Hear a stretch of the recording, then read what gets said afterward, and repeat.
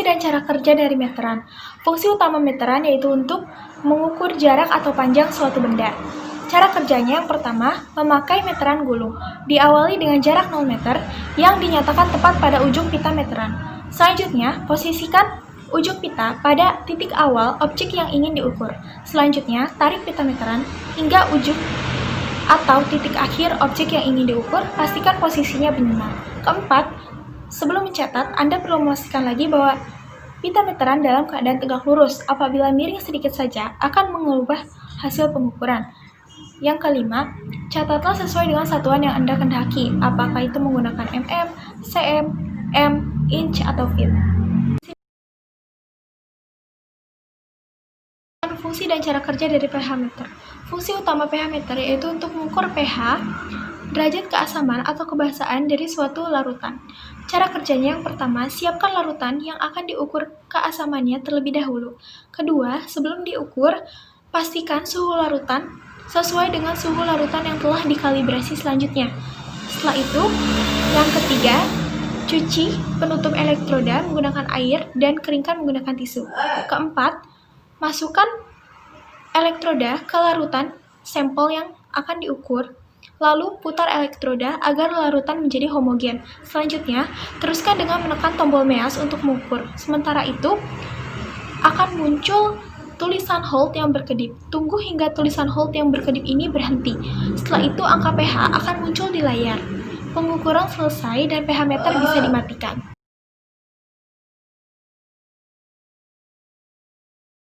Dan cara kerja dari termometer. Fungsi utama termometer yaitu sebagai alat pengukur suhu. Selanjutnya, cara kerja. Yang pertama, bila zat cair dalam tandon terkena panas, maka zat cair tersebut akan memuai. Kedua, karena zat cair di dalam tandon memuai, maka zat cair tersebut masuk ke dalam celah pipa kapiler. Selanjutnya, suhu berhenti pada celah tertentu. Dan dari skala tersebut, maka dapat dibaca skala suhu dari suatu benda atau zat yang diukur. Fungsi dan cara kerja dari luxmeter. Fungsi utama luxmeter yaitu sebagai pengukur intensitas cahaya yang tersebar di dalam suatu tempat. Cara kerjanya yaitu yang pertama, tekan tombol on untuk menyalakan luxmeter. Selanjutnya, pilih range yang akan diukur, 2000, 20.000, atau 50.000 lux. Selanjutnya, arahkan sensor ke sumber cahaya dan lihat hasil pengukuran pada layar panel.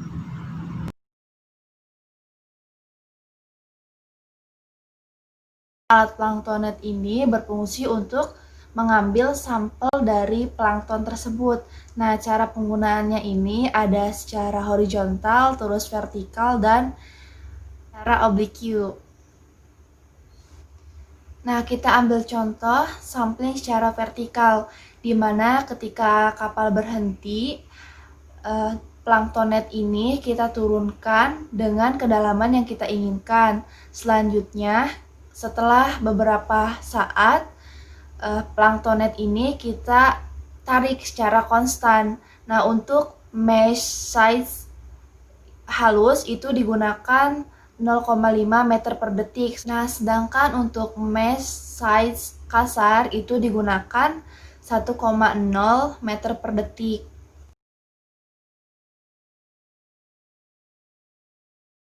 Selanjutnya ini ada alat diometer, yaitu tipe AMT07, di mana fungsinya ini untuk mengukur kandungan oksigen di dalam air laut.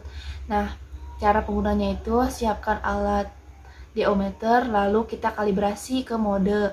Nah, kemudian kita tekan tombol call hingga muncul tulisan SHN, lalu kita lakukan pengukuran pada air laut dan ubah mode persen ke satuan, yaitu dengan tekan tombol mode hingga ke satuan.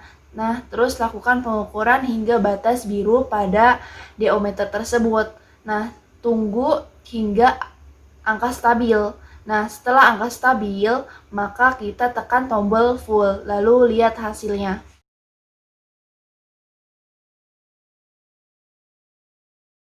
Nah, selanjutnya ini ada alat GPS status. Nah, alat GPS status ini kita bisa gunakan melalui aplikasi yang ada di handphone.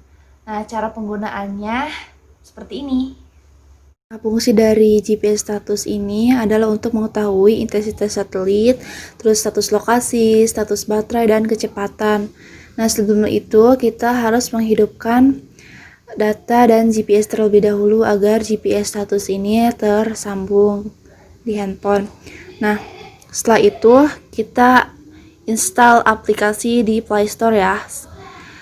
Ketika sudah terinstall, maka terlihat di layar HP seperti ini ya GPS status itu.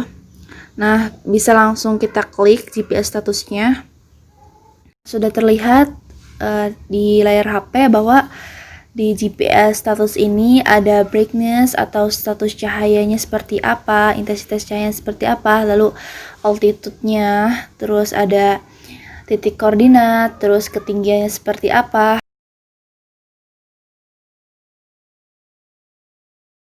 Selanjutnya ada alat yang bernama refrakto. Fungsinya untuk mengukur kadar atau konsentrasi bahan terlarut, contohnya garam atau gula.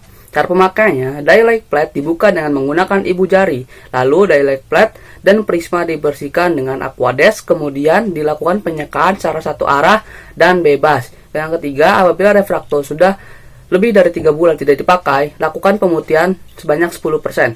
Yang digunakan untuk membersihkan plak-plak yang terbentuk. 4 kalibrasi dilakukan dengan menggunakan aquadesk. Aquadesk diteteskan pada prisma dan jangan sampai ada gelembung. Apabila terdapat gelembung, maka akan mempengaruhi nilai indeks. Nah, yang kelima, mata melihat hasil pengukuran dengan eyepiece sehingga ada garis perbatasan antara biru dan putih yang menunjukkan hasil pengukuran. Yang kelima, setelah digunakan, prisma atau daylight plate dibersihkan dengan aquadesk, kemudian disekat secara satu arah dan bebas. Yang ketujuh, ada caranya itu disimpan kembali alatnya di dalam box atau wadah.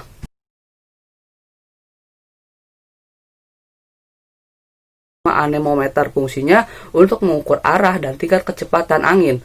Cara pemakaiannya, anggap aja ini anemometernya. Kita lakukan di tempat terbuka, letakkan anemometer tempat terbuka, carilah sumber angin yang ada di sana, kemudian amati perhitungan dari kerja alat tersebut, kemudian tekan tombolnya sehingga nilai yang ditentukan itu tidak berubah.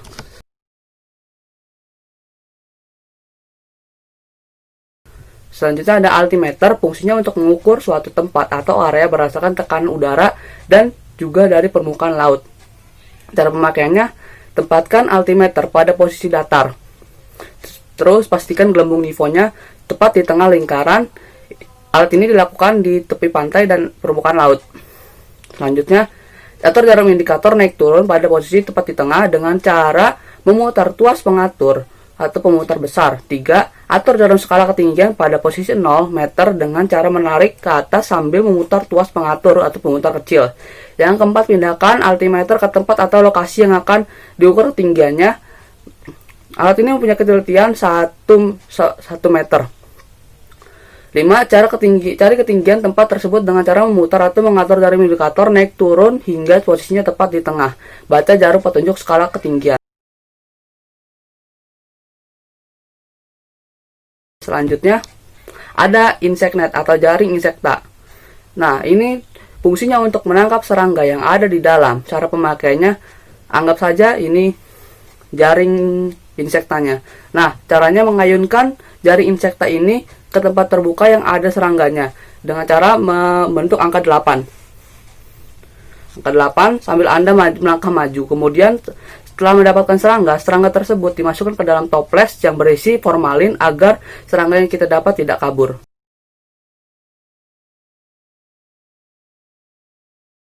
Alat yang selanjutnya yaitu soil tester. Soil tester berfungsi untuk mengukur pH serta kelembaban pada tanah. Prinsip dari soil tester ini yaitu logam sensitif yang terdapat di ujung alat tersebut akan menangkap partikel-partikel air di dalam tanah sehingga dapat mengetahui kadar kelembaban serta pH dari kandungan partikel-partikel air tersebut. Cara penggunaan soil tester. Pertama, masukkan elektroda logam meteran di tanah sepenuhnya, sementara posisi elektroda sedekat mungkin dengan akar tanaman. Kedua, divisi skala berkisar antara 1 sampai dengan 8 yang masing-masing berbunyi nilai kelembaban sesuai dengan kondisi tanah. Ketiga, kebutuhan air dapat ditentukan oleh posisi pointer. Yang keempat, untuk menguji pada tanah yang kering dan mengandung kotoran, meter akan menunjukkan pH yang jauh lebih besar. Untuk itu, penguji disarankan untuk membasahi tanah tersebut dengan 1 ember air, kemudian ditunggu setengah jam baru dilakukan pengujian kembali. Kelima, untuk penggunaan awal alat ukur kelembaban tanah ini, pengguna dapat memastikan permukaan logam sudah dipoles dengan kain basah. Selain itu, dapat juga memastikan untuk memasukkan alat tersebut beberapa kali ke dalam tanah agar menghilangkan kotoran berminyak.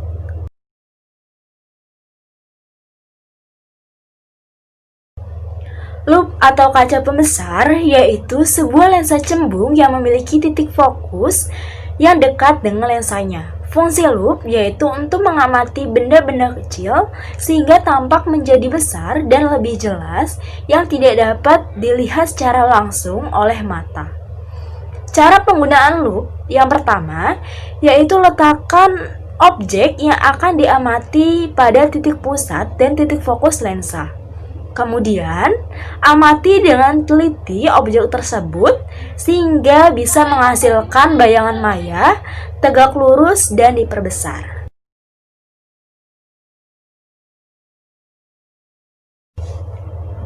Kompas bidik. Kompas bidik memiliki fungsi utama yaitu untuk memudahkan menghitung sudut sasaran bidik baik tempat maupun benda secara langsung. Cara penggunaan kompas bidik. Yang pertama, letakkan kompas pada permukaan datar atau bidang datar. Kedua, tunggu jarum jam kompas tidak bergerak dan menunjukkan arah selatan dan utara. Ketiga, bidik sasaran dengan menggunakan visir melalui celah kaca pembesar. Setelah itu, miringkan kaca pembesar sekitar 50 derajat dengan kaca dial. Keempat, apabila penglihatan visir kurang jelas, maka luruskan garis pada tutup dial ke arah visir, searah dengan sasaran bidik agar mudah terlihat melalui kaca pembesar. Kelima, apabila sasaran bidik 30 derajat, maka bidiklah searah 30 derajat. Sebelum menuju sasaran, tetapkan dahulu titik sasaran sepanjang jalur 30 derajat. Cari benda yang menonjol atau tinggi di antara benda lain di sekitarnya sebagai patokan untuk mencegah kehilangan jalur. Yang terakhir, sebelum bergerak menuju sasaran bidik, tetapkan pula sasaran balik agar kita dapat kembali ke tempat semula.